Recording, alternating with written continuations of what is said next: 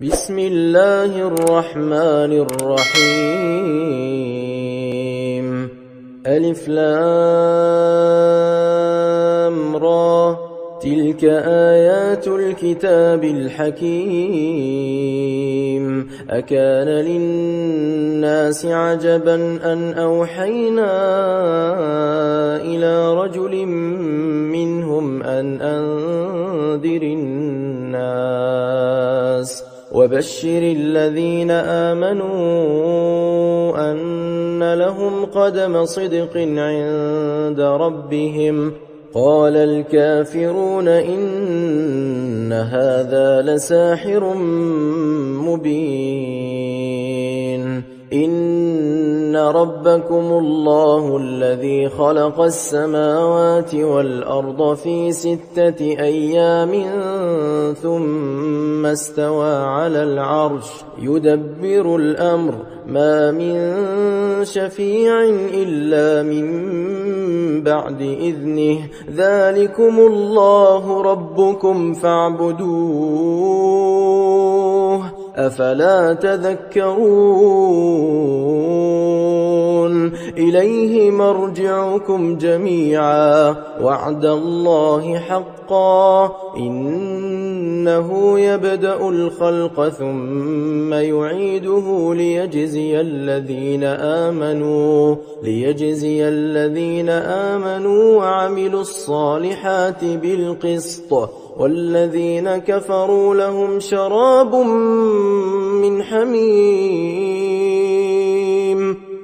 شراب من حميم وعذاب أليم بما كانوا يكفرون هو الذي جعل الشمس ضياء والقمر نورا وقدره منازل لتعلموا عدد السنين والحساب ما خلق الله ذلك إلا بالحق يفصل الآيات لقوم يعلمون إن في اختلاف الليل والنهار وما خلق الله في السماوات والأرض لآيات لقوم يتقون إن الذين لا يرجون لقاءنا ورضوا بالحياة الدنيا واطمأنوا بها والذين هم عن آياتنا غافلون أولئك مأواهم النار بما كانوا يكسبون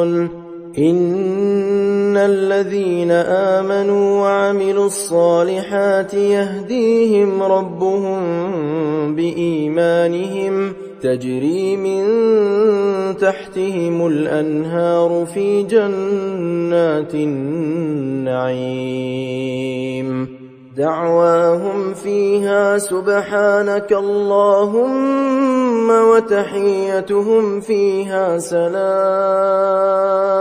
وآخر دعواهم أن الحمد لله رب العالمين ولو يعجل الله للناس الشر استعجالهم بالخير لقضي إليهم أجلهم فنذر الذين لا يرجون لقاءنا في طغيانهم يعمهون وإذا مس الإنسان الضر دعانا لجنبه أو قاعدا أو قائما فلما كشفنا عنه ضره مر كأن لم يدعنا إلى ضر مسه كذلك زين للمسرفين ما كانوا يعملون ولقد أهلكنا القرون من قبلكم لما ظلموا وجاءتهم رسلهم بالبينات وما كانوا ليؤمنوا كذلك نجزي القوم المجرمين ثم جعلناكم خلائف في الأرض من بعدهم لننظر كيف تعملون وإذا تتلى عليهم آياتنا بينات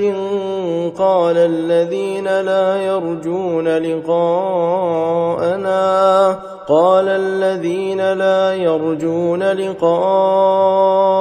ائت بقرآن غير هذا أو بدله قل ما يكون لي أن أبدله من تلقاء نفسي إن أتبع إلا ما يوحى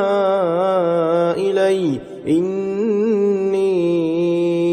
أخاف إن عصيت ربي عذاب يوم عظيم قل لو شاء الله ما تلوته عليكم ولا أدراكم به فقد لبثت فيكم عمرا من قبله أفلا تعقلون فمن أظلم ممن افترى على الله كذبا أو كذب بآياته إنه لا يفلح المجرمون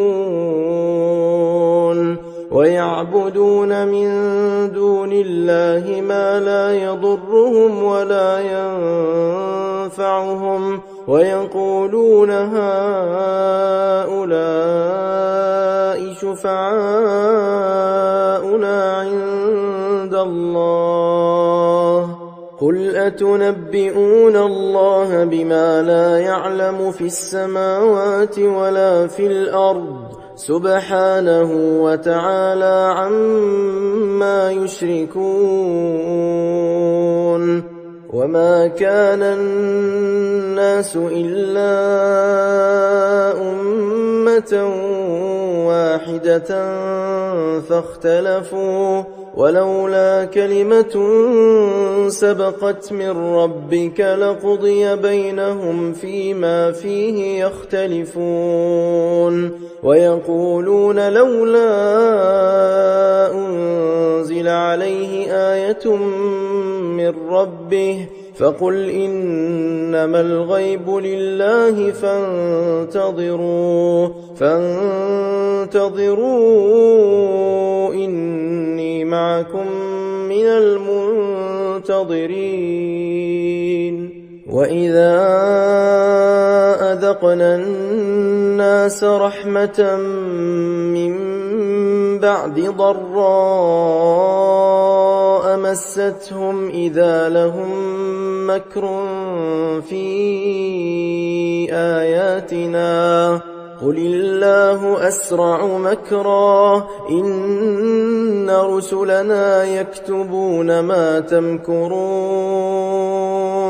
هو الذي يسيركم في البر والبحر حتى إذا كنتم في الفلك وجرين بهم بريح طيبة وفرحوا بها جاءتها ريح عاصف وجاءهم الموج من كل مكان وظنوا أنهم أحيط بهم دعوا الله مخلصين له الدين لئن أنجيتنا من هذه لنكونن من الشاكرين فلما أنجاهم إذا هم يبغون في الأرض بغير الحق يا أيها الناس إنما بغيكم على أنفسكم متاع الحياة الدنيا ثم إلينا مرجعكم فننبئكم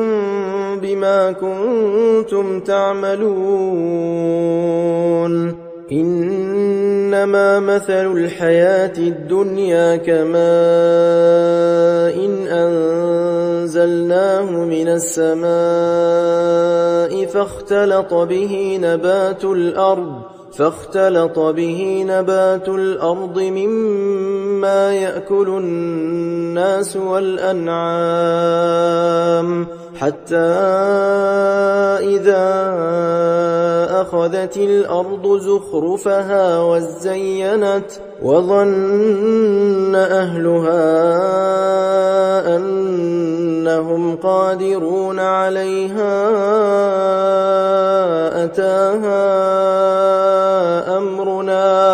أتاها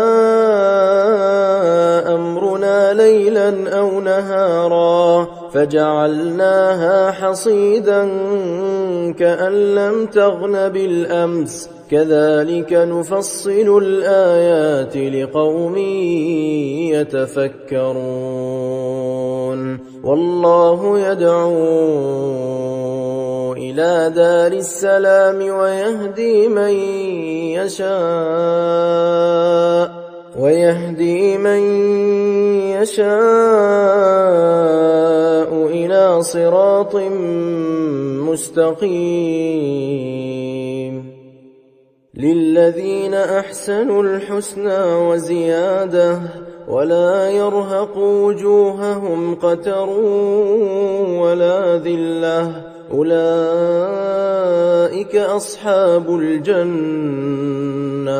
هم فيها خالدون والذين كسبوا السيئات جزاء سيئة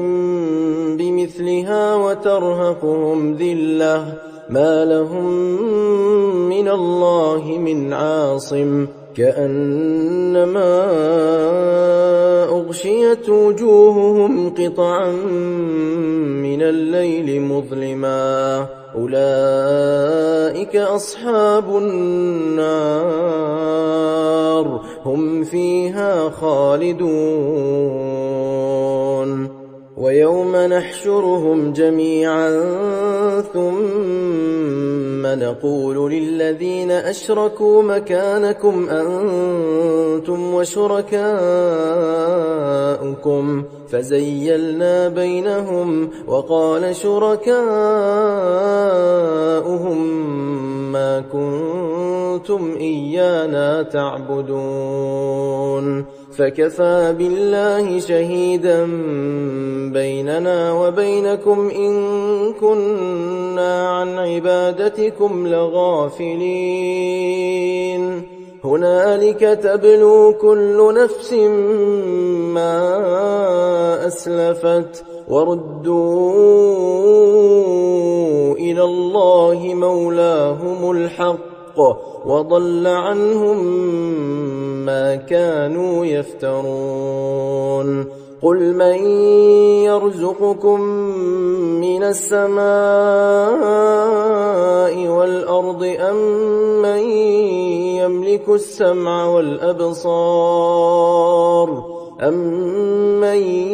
يملك السمع والأبصار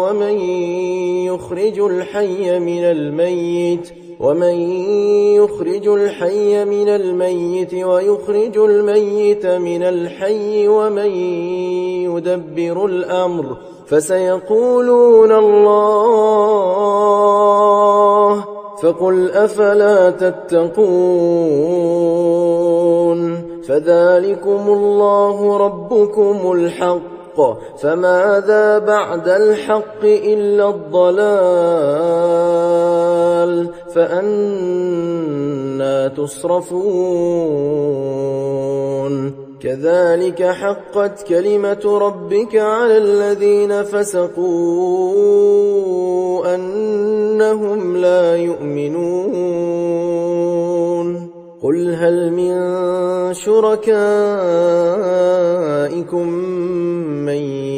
يبدأ الخلق ثم يعيده قل الله يبدأ الخلق ثم يعيده فأنى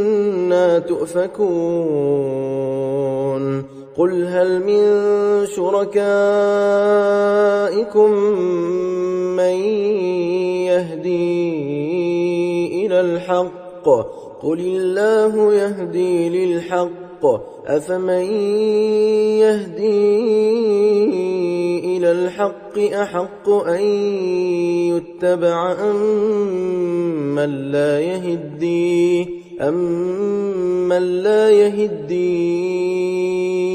إلا أن يهدى فما لكم كيف تحكمون وما يتبع أكثرهم إلا ظنا إن الظن لا يغني من الحق شيئا إن الله عليم بما يفعلون وما كان هذا القرآن أن يفترى من دون الله ولكن تصديق الذي بين يديه وتفصيل الكتاب لا ريب فيه من رب العالمين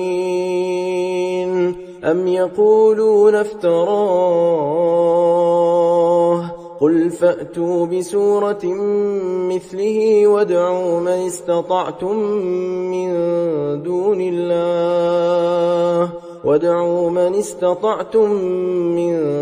دون الله إن كنتم صادقين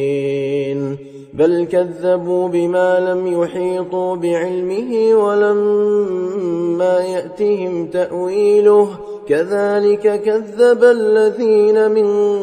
قبلهم فانظر كيف كان عاقبة الظالمين ومنهم من يؤمن به ومنهم من لا يؤمن به وربك أعلم بالمفسدين وإن كذبوك فقل لي عملي ولكم عملكم أنتم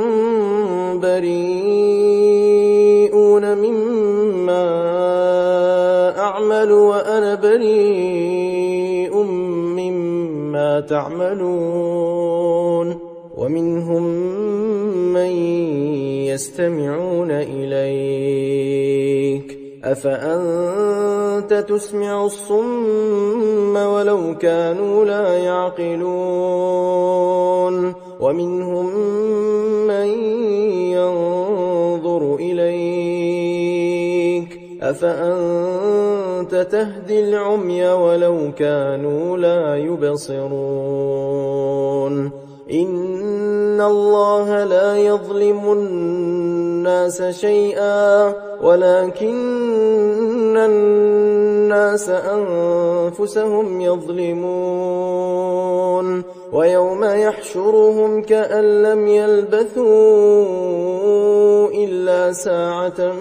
من النهار يتعارفون بينهم قد خسر الذين كذبوا بلقاء الله وما كانوا مهتدين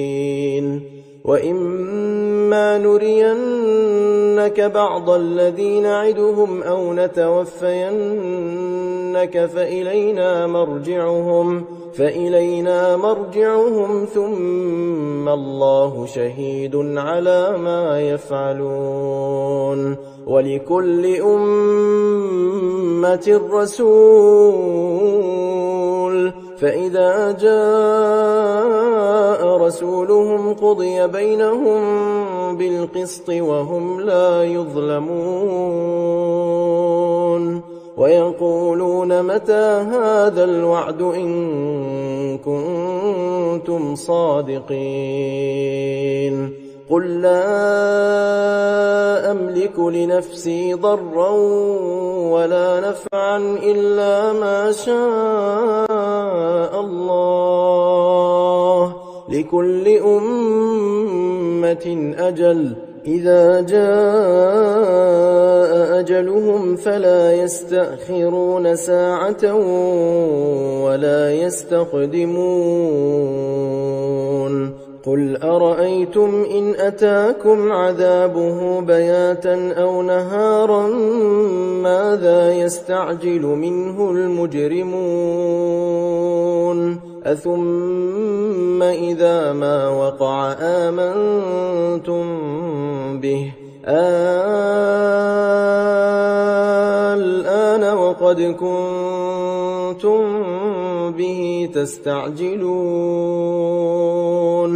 ثم قيل للذين ظلموا ذوقوا عذاب الخلد هل تجزون إلا بما كنتم تكسبون ويستنبئونك أحق هو قل إي وربي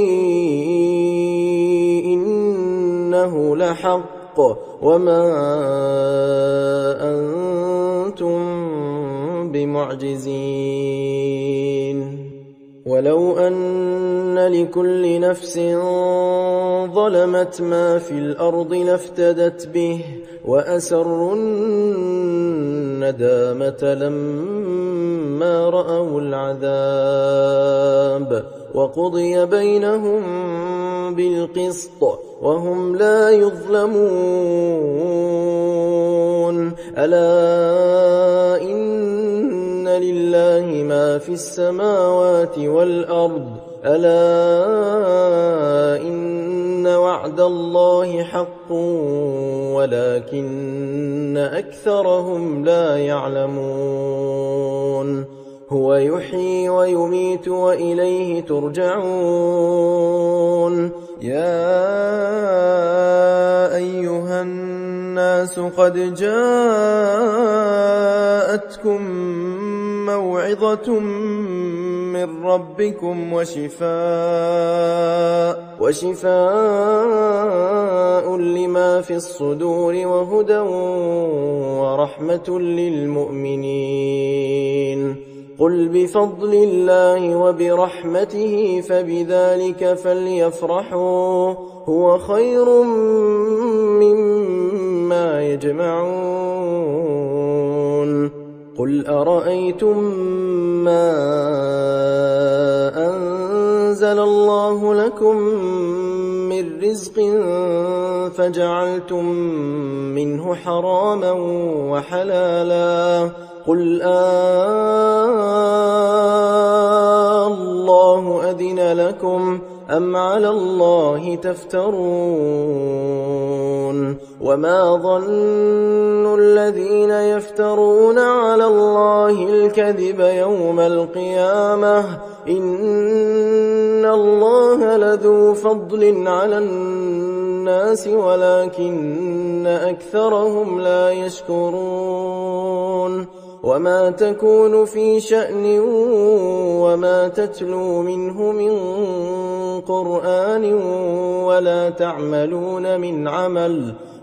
تعملون من عمل إلا كنا عليكم شهودا إذ تفيضون فيه وما يعزب عن ربك من مثقال ذرة في الأرض ولا في السماء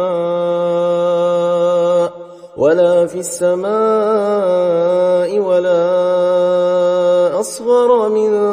ذلك ولا أكبر إلا في كتاب مبين ألا إن أولياء الله لا خوف عليهم ولا هم يحزنون الذين آمنوا وكانوا يتقون لهم البشرى في الحياة الدنيا وفي الآخرة لا تبديل لكلمات الله ذلك هو الفوز العظيم. ولا يحزنك قولهم إن العزة لله جميعا هو السميع العليم. ألا إن لله من في السماوات ومن في الأرض وما يتبع الذين يدعون من دون الله شركاء إن يتبعون إلا الظن وإن هم إلا يخرصون. هو الذي جعل لكم الليل لتسكنوا فيه والنهار مبصرا إن في ذلك لآيات لقوم يسمعون. قالوا اتخذ الله ولدا سبحانه هو الغني له ما في السماوات وما في الأرض إن عندكم من سلطان بهذا أتقولون على الله ما لا تعلمون. قل إن الذين يفترون على الله الكذب لا يفلحون. متاع في الدنيا ثم إلينا مرجعهم ثم نذيقهم العذاب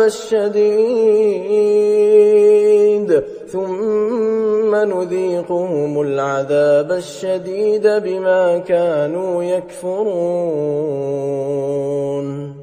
واتل عليهم نبأ نوح إذ قال لقومه يا قوم إن كان كبر عليكم مقامي وتذكيري بآيات الله فعلى الله توكلت فأجمعوا أمركم وشركاءكم ثم لا يكن أمركم عليكم غمة ثم قضوا إلي ولا تنظرون. فإن توليتم فما سألتكم من أجر إن أجري إلا على الله وأمرت أن أكون من المسلمين. فكذبوه فنجيناه ومن معه في الفلك وجعلناهم خلائف وأغرقنا الذين كذبوا بآياتنا فانظر كيف كان عاقبة المنذرين. ثم بعثنا من بعده رسلا إلى قومهم فجاءوهم بالبينات فما كانوا ليؤمنوا بما كذبوا به من قبل كذلك نطبع على قلوب المعتدين. ثم بعثنا من بعدهم موسى وهارون إلى فرعون وملئه بآياتنا فاستكبروا وكانوا قوما مجرمين. فلما جاءهم الحق من عندنا قالوا إن هذا لسحر مبين. قال موسى أتقولون للحق لما جاءكم أسحر هذا ولا يفلح الساحرون. قالوا أجئتنا لتلفتنا عما وجدنا عليه آباءنا وتكون لكما الكبرياء في الأرض وما نحن لكما بمؤمنين. وقال فرعون ائتوني بكل ساحر عليم. فلما جاء السحرة قال لهم موسى ألقوا ما أنتم ملقون. فلما ألقوا قال موسى ما جئتم به السحر إن الله سيبطله إن الله لا يصلح عمل المفسدين ويحق الله الحق بكلماته ولو كره المجرمون. فما آمن لموسى إلا ذرية من قومه على خوف من فرعون وملئهم أن يفتنهم وإن فرعون لعال في الأرض وإنه لمن المسرفين. وقال موسى يا قوم إن كنتم آمنتم بالله فعليه توكلوا إن كنتم مسلمين. فقالوا على الله توكلنا ربنا لا تجعلنا فتنة للقوم الظالمين ونجنا برحمتك من القوم الكافرين. وأوحينا إلى موسى وأخيه أن تبوأ لقومكما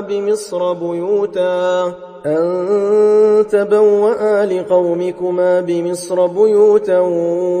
واجعلوا بيوتكم قبلة وأقيموا الصلاة وبشر المؤمنين. وقال موسى ربنا إنك آتيت فرعون وملأه زينة وأموالا في الحياة الدنيا ربنا ليضلوا عن سبيلك ربنا اطمس على أموالهم واشدد على قلوبهم فلا يؤمنوا حتى يروا العذاب الأليم. قال قد أجيبت دعوتكما فاستقيما ولا تتبعان سبيل الذين لا يعلمون. وجاوزنا ببني إسرائيل البحر فأتبعهم فرعون وجنوده بغيا وعدوا حتى إذا أدركه الغرق قال آمنت أنه لا إله إلا الذي آمنت به بنو إسرائيل وأنا من المسلمين. الآن وقد عصيت قبل وكنت من المفسدين فاليوم ننجيك ببدنك لتكون لمن خلفك آية وإن كثيرا من الناس عن آياتنا لغافلون. ولقد بوأنا بني إسرائيل مبوأ صدق ورزقناهم من الطيبات فما اختلفوا حتى جاءهم العلم إن ربك يقضي بينهم يوم القيامة فيما كانوا فيه يختلفون. فإن كنتم كنت في شك مما أنزلنا إليك فاسأل الذين يقرؤون الكتاب من قبلك لقد جاءك الحق من ربك فلا تكونن من الممترين ولا تكونن من الذين كذبوا بآيات الله فتكون من الخاسرين إن الذين حقت عليهم كلمة ربك لا يؤمنون ولو جاءتهم كل آية حتى يروا العذاب الأليم فلولا كانت قرية آمنت فنفعها إيمانها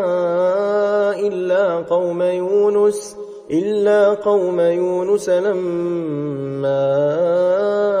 آمنوا كشفنا عنهم عذاب الخزي في الحياة الدنيا ومتعناهم إلى حين ولو شاء ربك لآمن من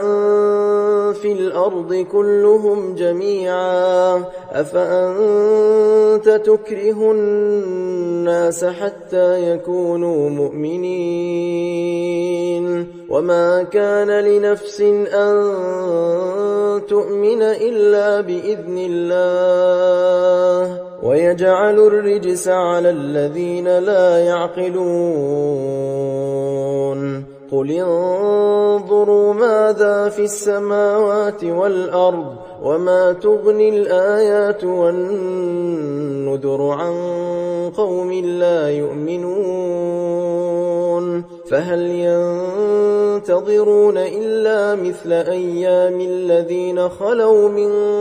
قبلهم قل فانتظروا إني معكم من المنتظرين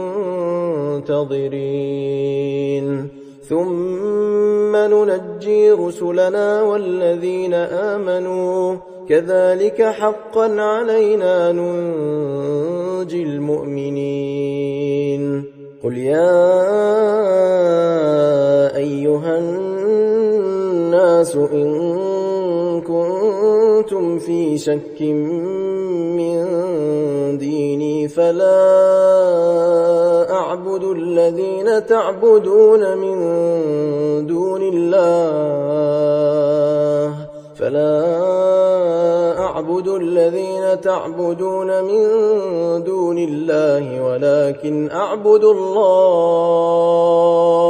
ولكن أعبد الله الذي يتوفاكم وأمرت أن أكون من المؤمنين